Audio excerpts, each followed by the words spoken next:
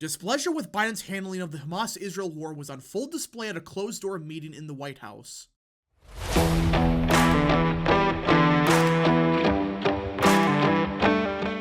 What is up, people of the internet? It is me, Real American, back in with a new video. Today, it is time to talk about the 2024 presidential election because everyone, Biden's re-election chances might have taken a significant hit after a disastrous meeting at the White House with Muslim leaders. Yeah. They had a meeting at the White House and it was so bad and pathetic that it appears that the meeting did nothing but anger these leaders even more. And these aren't just random people, mind you. Like I said, these are leaders within the Muslim community in America. So they have a lot of influence with this voter group, and it sounds like they're not too happy. Now, before we continue with today's video, I hope you enjoy these type of videos. If you do, smash the like button down below, subscribe, share with your friends, hit that little bell, follow the social media accounts in the description down below, and of course, join the channel today. Again, folks, all support is greatly appreciated, and yeah. Now, to be clear, this isn't new. We've known for a while that Muslims, they're not too happy with Biden, with what's happening in Gaza, and many of them are saying, you know what, we might vote Democrat usually, but this time, we may not vote. Or, if we do vote, we vote for a random third-party candidate. And it's become a big problem for Biden, so much so that he's basically begging for their support and saying, no, I'm the pro-Palestine candidate, and I'm gonna support you. Hell, you can be invited to the White House to air your grievances. Despite all of this, despite the amount of pandering he's had to do, it sounds like nothing's working. So let's get into it. Just 5 minutes into a meeting with President Joe Biden, a Palestinian-American doctor who has treated gravely injured patients in Gaza couldn't bear to stay, so he left. Yeah. 5 minutes into the meeting, the guy gets up and leaves. He got invited to the White House to talk about what's happening in Palestine, and he just leaves right away. What does that tell you about the respect for Joe Biden? There is none. I mean, this is the President of the United States. You got invited to the White House. You showed up and left 5 minutes later. Just, what does this show you about how people really think of Biden? The President of the United States is 5 feet away from you, and you just leave.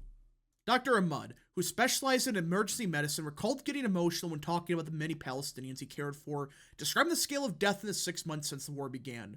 The decision to leave was a personal one, he told NBC News in a phone interview, explaining he wanted to show the White House that it was important to recognize the pain in the mourning that my community was in. Ahmad stressed that he wanted to let the administration feel the way that we felt this past 6 months and kind of get up and walk away from them. Yeah. One of the people invited to the White House did this. Do people seriously believe that these voters are going to magically return to Joe Biden in 7 months? They might vote Democrat down ballot, but does this sound like a voter group that loves Joe Biden? No! This sounds like a group that despises him, that hates his guts for what he's doing in the Middle East. He was one of only 6 Muslim American leaders who attended a small meeting on Tuesday with Biden, Vice President Kamala Harris, and senior administration officials at the White House. Many others who had been invited to attend declined, according to multiple sources familiar with the outreach, underscoring the deepening tensions between the administration and the Muslim and Arab American communities over the president's support of Israel and its bombardment of Gaza. Yeah.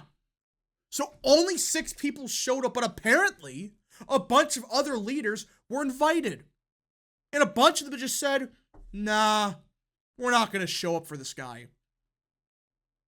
So really, only 5 people stayed and talked with Biden and his people.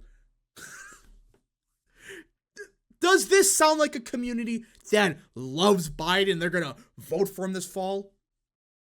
No. This sounds like a group that's done with him. Another doctor who attended was taken aback when she showed Biden prints of photos of malnourished children and women in Gaza, to which Biden responded that he had seen those images before. The problem, the doctor said, was that she had printed the photos from her own iPhone. Did Biden just have a dementia moment? You can't be serious. There's no way, unless I'm misunderstanding what she's saying. Again, I don't know if that's what she meant, but this sounds like these are photos that she took of, but no one has seen before. But Biden has seen them before, apparently? That's what it sounds here. Again, I might be misunderstanding what she said here or what they meant. They could be saying, well, you know, these are photos that the president somehow saw but didn't really say anything about. But if it's a situation where these are photos that has never been released and he knows about it, supposedly, that's a not good look for him. This speaks volumes to the dismissive nature of the administration when it comes to strong-willed action towards a permanent ceasefire or at the bare minimum a red line of the invasion of Rafah, Dr. Nareen Ahmad told NBC News. And there's basically your final demands. They're saying we want a ceasefire or prevent an invasion of Rafah, which is a city in Palestine. Now, will Biden do either? I don't think so. I think the most he's going to do is have a 6-week ceasefire at the best case scenario, because both sides want the war to continue. This isn't like, you know, oh, one side wants the war to end and then the other side is starting to want the war to end. No, both sides are like, yeah, we want war. Granted, you know, people in Israel are not happy how the prime minister is handling the war, but that doesn't mean they support a ceasefire. Before leaving the meeting early, Ahmad handed a letter to the president from an 8-year-old orphan in Rafah, the southernmost city in Gaza. There is an incredible amount of urgency around this, Ahmad said, expressing deep skepticism that Israel's military campaign can be done in a sophisticated or tactical way that doesn't put innocent civilians at risk. Wait, is that another doctor that left? Hold up. This might be the same doctor from before, but this sounds like there's another person that left before the meeting even ended. And I'll give these people credit, though. This is one part that I do want to touch upon real quick. You could support Israel like I do. I think Israel has a right to defend itself, and what Hamas did is awful. But what's happening over there is bad. There are civilians on both sides getting slaughtered in this nonsensical conflict that, again, Israel should deal with Hamas, but at some point it's like, okay, there's too many civilians getting in the way, but at the same time, both sides want the war to continue. That's what some of these people don't understand. Yes, the white liberal in, say, Washington, D.C. might support a ceasefire, but that doesn't mean the average Palestinian in Palestine supports the same thing. During the 90-minute meeting, which took place behind closed doors, Biden told attendees that he will not call a permanent ceasefire between Israel and Hamas until all the remaining hostages are released, according to 2 people familiar with his comments. Well, that's never going to happen then, because there's going to be hostages on both sides. There's no way in hell Israel's going to get rid of all their hostages. They might release some of them, but you're nuts to think that he will release, or they will release every single one of them, and then he will call for a ceasefire. Neither, and I assume that Biden and his people understand that, like, hey, neither side is going to release all of their hostages. They might release some of them, but there's no way in hell Israel's going to release some of those people. Neither will Hamas. So he could just say, well, because neither side is releasing the hostages, I cannot push for a ceasefire. That could be his excuse. Now, I do wonder if that's going to even work, because it sounds like these people, they want a ceasefire now. No matter what, they want a ceasefire. Which, I don't see how realistic that is, but that's what they're demanding. They're saying, we want a ceasefire immediately. The president listened respectfully, a third source briefed on the meeting said, and pledged to continue working to significantly increase humanitarian aid into Gaza. I could have remembered a couple months ago where Biden would have said hell no to this, but now it's gotten so bad for Biden polling-wise that he has to do a complete 180 on this issue. He would have never supported this back in October or November. But what happened in Michigan, Minnesota, and hell, even Wisconsin, scared his campaign into thinking, well, we might have to do something for these people because, yeah, our voters hate us. And that's a sad reality of this. The only reason they met with these people is because their polling numbers suck. They don't care about what's happening in Gaza. They don't care about the community. They only care about their votes. And they realized our numbers have tanked since the war in Gaza began.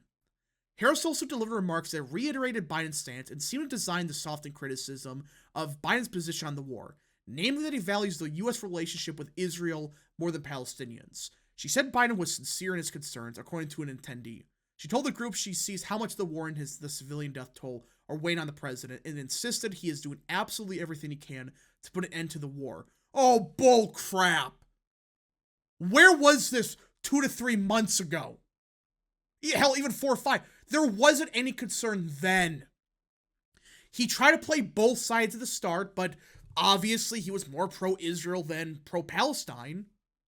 And his poll numbers tanked. Suddenly, oh, I care about the people of Palestine. You know why he's acting sincere? Because he understands that the longer the war goes on, the worse it's going to be for him. Not because there's civilians dying. He's thinking firstly, well, my poll numbers are tanking. That's how these people operate. Not that thousands of civilians are dying. Not that. Not the death toll. It's, well, the death toll is tanking my poll numbers. That's what he's thinking. Not because it's horrific what's happening. It is. But because his poll numbers are going down. That's the only reason they've suddenly began to meet with these people. If they would have done this right off the bat, fine. Then that makes a lot more sense. But this 180 on the issue, it's just fake. And I think a lot of these Muslim leaders understand that. They're thinking, wait, you just now flipped on the issue of Israel. Just out of left field. And mysteriously, after polls had you getting crushed against Trump, I wonder why you flipped on the issue. Not because you had a sudden realization that, oh, what's happening here is awful, which I guess it's possible. There are some Americans realizing, okay, the death toll in Gaza is getting ridiculous. And if that was what happened with Biden, fine. But this whole situation screams to me, no, this was not, a realization over time that, oh crap, we gotta end this. Or at least try to get the death toll under control. This is just, well, my poll numbers are bad, so I have to suddenly support this issue after being against it for many months. That's the reality of it. It's sad, but that's the Biden campaign right now. They know they're down, and they're realizing these voters, unless a miracle happens in the next 7 months, they're not going to vote for him. Anyways, folks, thank you so much for watching. If you guys did enjoy this video, smash the like button down below, subscribe, share with your friends, hit that little bell, follow the social media accounts in the description down below, and of course, join the channel today. Godspeed to all of you.